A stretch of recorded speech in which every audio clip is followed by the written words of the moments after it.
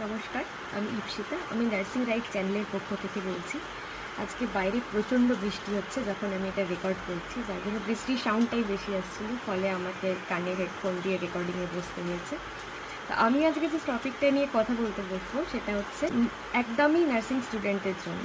Nursing স্টুডেন্টদের ক্ষেত্রে দেখা গেছে, এটা আমিও সেম ক্যাটাগরির মানুষ, যে ভাইবার সময় যখনই কোনো ড্রাগের সাইড এফেক্ট জিজ্ঞেস করা হয় তখন আমরা ফার্স্টেই যেটা মাথায় আসে নজিয়া, বমি।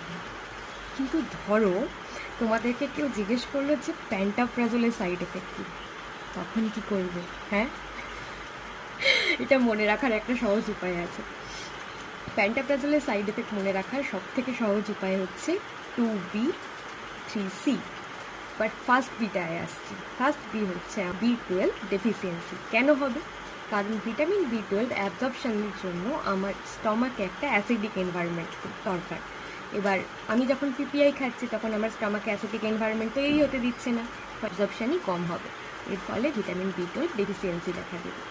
আর সেকেন্ড বিটা কি? সেকেন্ড বিটা হলো ব্যাকটেরিয়াল ওভারগ্রোথ। এটা কোথায় হবে? এটা স্মল ইন্টেস্টাইনে হবে, যার জন্য যারা লং টার্ম পিপিআই খায় তাদের মধ্যে ব্লটিংটা কিন্তু খুব বেশি হয়। তারা প্রায়ই দেখবে কমপ্লেন করে যে দিদিমণি তো খাচ্ছি আমি হজমের ওষুধ, তাও কেন আমার এত ব্লটিং হচ্ছে। এবার ব্লটিংয়ের বাংলাটা বলতে বলো না। যাই হোক, এবার হচ্ছে 3C। ফার্স্ট সি আসছে হচ্ছে তোমার ক্যালসিয়াম ডেফিসিয়েন্সি। ক্যালসিয়াম ডেফিসিয়েন্সি কেন হবে? এগেন সেম কারণ। এটার ক্যালসিয়ামেরও অ্যাবজর্পশনের জন্য আমার স্টমাকে অ্যাসিডিক এনভায়রনমেন্টের দরকার। কিন্তু যেহেতু আমি পিপিআই খাচ্ছি, আমার স্টমাকে অ্যাসিডিক এনভায়রনমেন্ট থাকছে না, ক্যালসিয়াম অ্যাবজর্পশন হচ্ছে না লং টার্ম পিপিআই খেলে। এই জন্য আমাদের অস্টিওপোরোসিস হওয়ার একটা মানে চান্স থাকে পেশেন্টদের মধ্যে। মানে লং টার্ম যারা পিপিআই খায় তাদের মধ্যে অস্টিওপোরোসিস নিয়ে পেশেন্ট কিন্তু প্রেজেন্ট করতে পারে। এবার সেকেন্ড আসছে সিকেডি।